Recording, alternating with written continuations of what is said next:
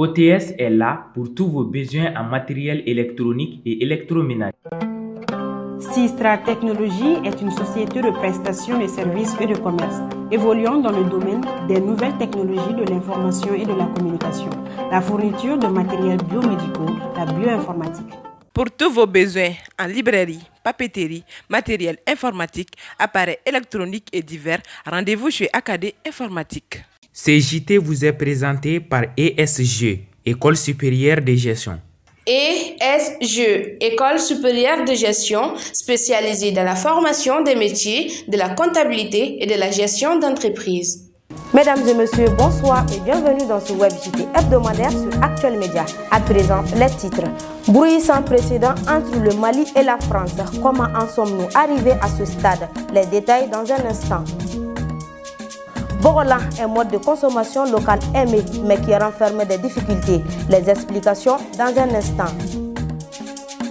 Modi Sidibé de la mairie de Sibiribourou en commune 4 du district de Bamako nous parle de la reprise des activités de nettoyage des routes publiques.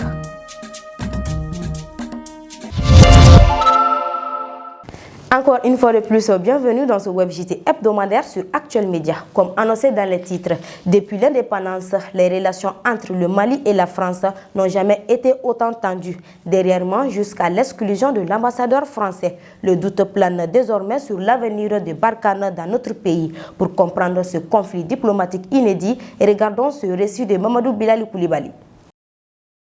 Le 31 janvier 2022, le Mali demandait le départ de l'ambassadeur français sous 72 heures en réponse aux propos du ministre Jean-Yves Le Drian, jugé hostile par les autorités maliennes. En termes de crise diplomatique, il ne reste qu'une seule étape à franchir pour la rupture totale. Et pourtant, un an auparavant, les relations entre les deux pays étaient au beau fixe. Mais depuis le deuxième coup d'État le 24 mai dernier, les deux pays se jettent des flèches. Le 10 juin 2021, c'était au président français Emmanuel Macron d'annoncer un profond changement militaire français au Sahel. Le 25 septembre, devant l'ONU, le premier ministre Choguel Kokala Maïga annonçait que la France avait abandonné le Mali en plein vol. En réponse à cela, le président français avait déclaré que les autorités maliennes actuelles étaient issues de deux coups d'État, avec le rapprochement de plus en plus visible entre Bamako et Moscou. Les deux parties se lançaient toujours des flèches.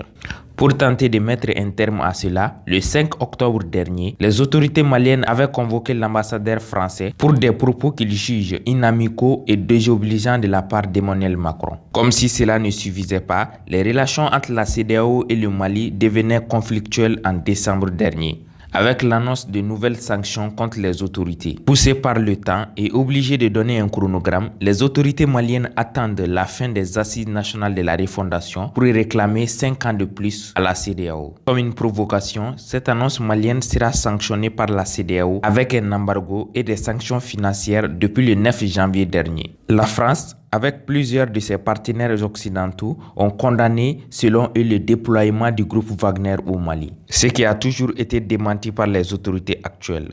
Le ministre français Jean-Yves Le Drian dirait que les autorités actuelles sont illégitimes et prennent des décisions irresponsables. En réponse à cela, le ministre des Affaires étrangères du Mali, Ablaye Diop, était sorti sur des chaînes françaises pour critiquer cela.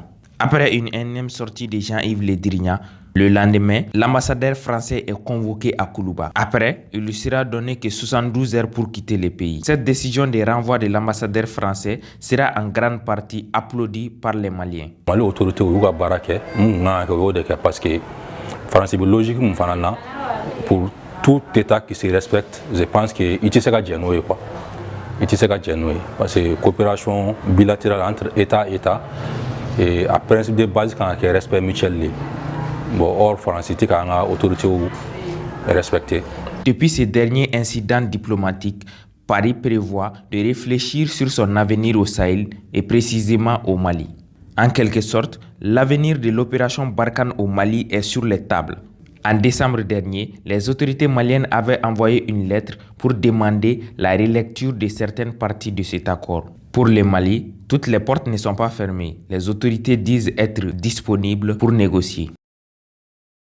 La flambée des prix de certaines denrées de première nécessité est sentie dans plusieurs marchés de Bamako. En plus des légumes et des tubercules, le prix du kilogramme de la viande augmente de jour en jour. Nous sommes allés au marché de Djikoroni-Para dans lequel les vendeurs et les consommateurs se plaignent du marché. Nana Kadija Kone nous en dit plus.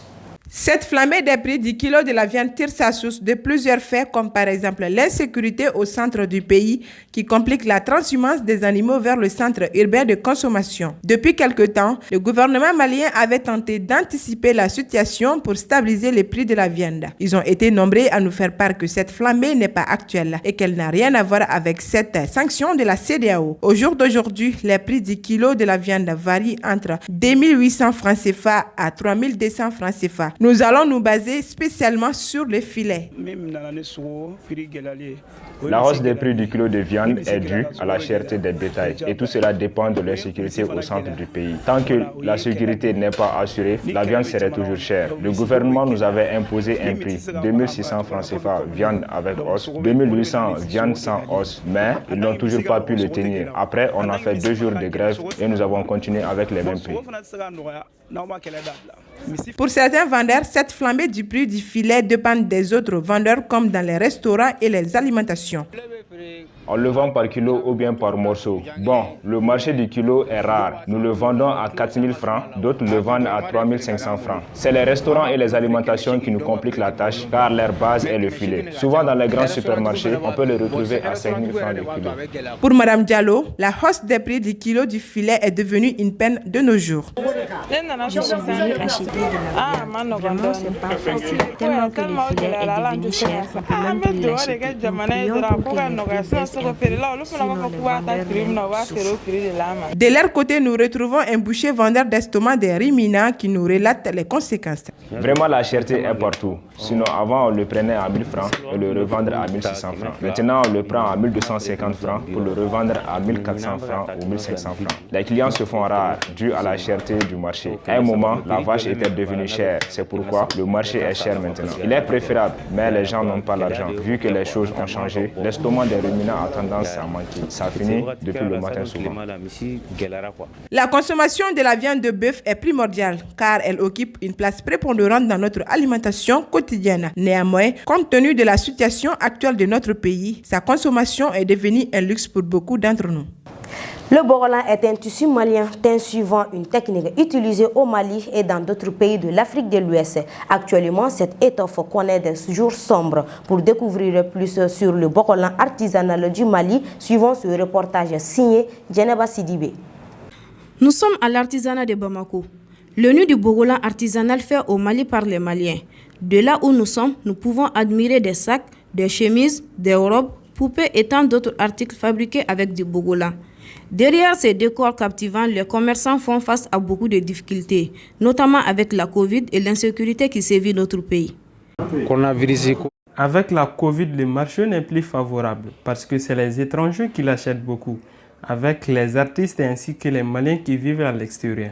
Il faut que le ministère de l'artisanat et du tourisme œuvre pour que tout le coton ne soit pas exporté. On doit envisager combien de tonnes de coton sera utilisé par les artisans par an. En ce qui concerne les faits utilisés dans la fabrication du bokolan, j'appelle les agents des eaux et forêts à préserver ces arbres. Par rapport à la consommation, j'invite tous les Maliens à acheter au moins un complet en bokolan. Wagé Kamara, vendeur de bokolan depuis 8 ans, appelle le ministère de l'Artisanat et du Tourisme à les accompagner davantage. Il faut que la paix revienne, que les cultivateurs soient dans les conditions. Tant qu'il n'y a pas de paix, ça ne va pas. Qu'ils mettent tout en œuvre pour que la sécurité revienne. Ainsi, les cultivateurs de coton cultiveront tranquillement et le prix du bokolan serait plus abordable. Comme l'a souligné les vendeurs, que le bokolan est plus prisé par les étrangers et les Maliens qui vivent à l'extérieur. Je trouve que c'est ethnique, ça rapporte, ça fait partie de notre culture, c'est beau. Et je pense que les jeunes d'aujourd'hui devraient plus porter le borolan parce que c'est quelque chose qui nous représente. Donc moi j'aime beaucoup et voilà quoi. Je suis venue en acheter exactement. Rappelons que c'est dans les années 70 que la commercialisation du borolan a commencé au Mali.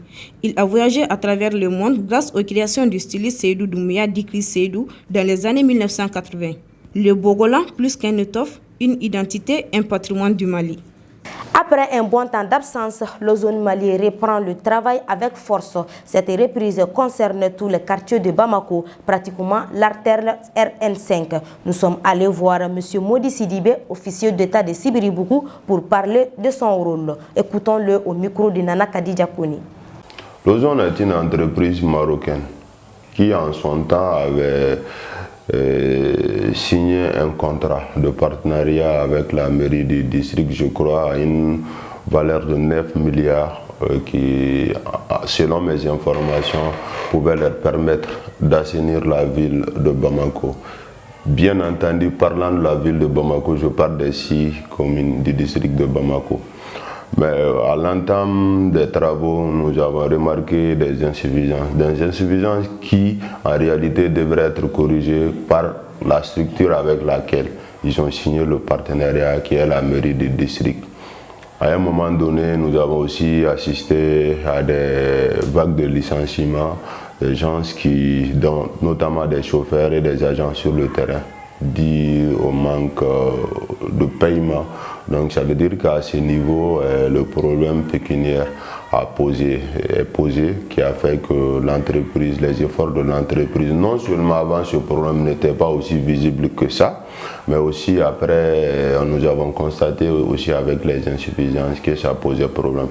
Donc pour répondre directement à votre question, l'Ozone, qu'elle soit l'entreprise bien entendu privée ou publique, en tout cas elle collabore quand même avec les collectivités, notamment la collectivité mère qui est la mairie du district de Bamako. Je vais peut-être dire qu'est-ce que nous avons mis en place en commune 4 pour assainir la commune 4. La ville, elle est vaste, elle dépasse nos compétences. C'est-à-dire, on a fait le système de zonage en fonction, en tout cas des GIE, des services qui sont chargés de collecter les ordures au niveau des familles, de les acheminer au niveau des dépôts finaux, notamment à Lafiabougou, le dépôt d'ordures de Lafiabougou. Je profite même de votre micro pour vous dire que ce dépôt est physiquement en commune 4, mais juridiquement relève de la mairie du district. D'où informer les citoyens, en tout cas de la commune 4, que en tout cas ce dépôt qui est là en commune 4 ne relève pas de nous. Nous, notre rôle dans la commune, c'est d'enlever les ordures au niveau des familles, de les acheminer au niveau, en tout cas, de ces dépôts-là. Donc, le système que nous avons, c'est de donner la responsabilité à tous les GIE des différents quartiers, de prendre leurs responsabilités, bien entendu, avec l'accompagnement, en tout cas, de la mairie. Nous mettons des dispositions, des moyens à leur disposition, nous les assistons, nous aussi, à notre niveau. Au niveau des mairies, nous avons des poubelles, nous avons des pelles, nous avons des râteaux, nous avons aussi des brouettes que nous mettons à la disposition des associations du mouvement de la commune qui veulent assainir leurs rues ou leurs artères. Donc voilà des dispositions que nous avons à notre niveau pour aider non seulement la commune et aussi ceux-là qui entreprennent au nom de l'assainissement. C'est tous les quartiers. Pratiquement l'artère RN5 du Ouéanko jusqu'à Sébenikoro, de temps en temps, intervient sur notre artère là en balayant et en faisant appel à Ozone pour enlever les ordures. Cette initiative est pareille pour tous les quartiers. Et aussi, comme je l'ai dit, les GIE aussi, en collaboration avec la mairie. C'est une façon, comme les autorités le font avec les collectivités. Nous qui sommes chargés de collecter les ordures à partir des familles pour les déposer au niveau des dépôts finaux, nous avons transféré cette compétence-là aux GIE tout en les accompagnant qu'ils s'occupent eux-mêmes de leur propriété et autres. Pratiquement tous les quartiers ont des GIE et tous les quartiers sont appuyés par les mairies pour que ce travail de collecte d'ordures pour les acheminer aux dépôts finaux soit une facilité et une nuit et que les moyens de la mairie n'ont jamais fait défaut pour que cela se fasse. À présent, l'actualité nationale et internationale en bref et en images avec Mamadou Bilali Koulibaly. Lors d'un conseil des ministres extraordinaire ce vendredi 4 février 2022, le président de la transition, colonel Assimi Goïta, dans un décret, a convoqué en session extraordinaire le CNT. Ce serait pour examiner plusieurs projets de loi, dont la révision de la charte de la transition, la loi électorale, la création de l'Institut national de santé publique et l'institution de la police territoriale.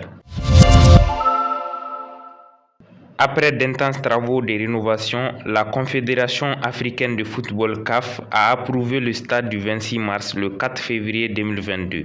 Par conséquent, le ministre en charge du sport Moussa Ag Attaher a dans un communiqué informé les Maliens que le match de barrage des éliminatoires de la Coupe du Monde Mali-Tunisie se jouera au stade du 26 mars en mars prochain. Samedi 5 février 2022, le Sénégal prend la tête de l'Union africaine pour la période de 2022 à 2023. Le président sénégalais Macky Sall est désormais à la tête de l'organisation. Cette passation de pouvoir entre lui et son homologue Félix Tshisekedi a eu lieu lors du 35e sommet de l'Union africaine. Le chef de l'organisation terroriste État islamique, Abu Ibrahim al-Hashimi al-Qureshi, a été annoncé mort ce jeudi par le président américain Joe Biden. C'était au cours d'une opération commando américain dans la province d'Idlib, en Syrie. Voilà, c'est tout pour ce WebJT hebdomadaire que j'ai eu l'immense plaisir de vous présenter. Très bonne suite de programmes sur Actuel Média, car nous sommes les présents et le futur.